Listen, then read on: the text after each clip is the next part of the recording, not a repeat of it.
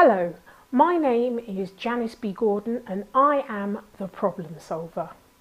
This is part of the Success Strategy series, and today I'm going to talk to you about what is your value.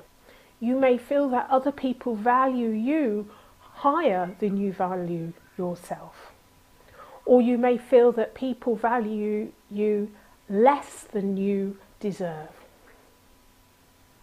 These are not great situations to be in. The problem is, if I value myself based on other people's expectations, other people's standards, and other people's perceptions, then it's only going to leave me feeling ill-contented and dissatisfied with my life, with my business, with my products, with my services. And that's not a great feeling. So it's really important for you to understand the difference and the separation of worth and value. Your worth is something that you have. It cannot be taken away and it cannot be given. Your worth is your infinite potential. It's infinite and it's equal. Each human being has the same level of worth. Whether they're rich or poor, each human being is worth the same. So your value is different in that it's tradable. What you do is you will offer your customer, a family member, a colleague, that you'll offer some value. And you'll get back in return a benefit. Now that may be in terms of monetary return. It could be in terms of love. It could be in terms of knowledge or experience. So it's important to understand that value is something you trade. You give and you receive other things in return. Now you might give somebody a bunch of flowers and they really valued that gift highly.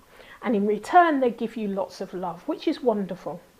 You could give a bunch of flowers to another person and that person wouldn't value it so highly. And so what you receive back from them will probably leave you a little bit disappointed. And you might begin to associate that with your worth and feel dissatisfied. But actually it's the same bunch of flowers. It's the same value that you've given. But it was very much down to the perception of the person that received your value, and what they gave back in return was a lot less. They valued it less. So your value hasn't changed. All it is, it's the perception of the person that received your value. So that's a really important note to remember. How can you create positive value for what you give to make sure that the benefits you get back are satisfying? It's really important to understand that other people's perception will have an effect on the value of what you have to offer. So once you actually begin to understand what their perception of value is, then you can actually talk to that perception of value. So for instance, if you're making an offer, but your customer prefers option B of the offer than A, then you can start to talk about the real gains to be had from B. You can really start to talk about the results that they will gain from B. You're really talking up the things that they value. So it's very much about the person you're talking to and really understanding what their perception of value might be. Once you start to do this, you'll actually be able to make promises on the minimum of what you can deliver, knowing that you can deliver more, not less. But also understand what are the associated benefits once you've actually got to the core of the thing that they really value. So it might be the relationships that you can bring to the table to actually help them deliver what they need out of B.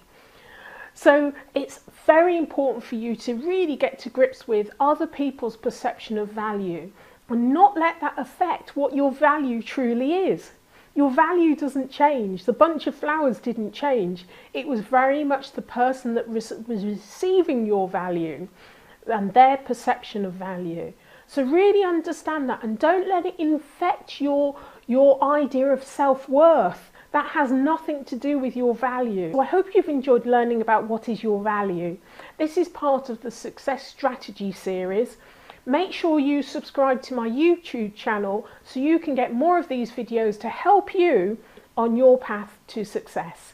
This is Janice B Gordon, the Problem Solver.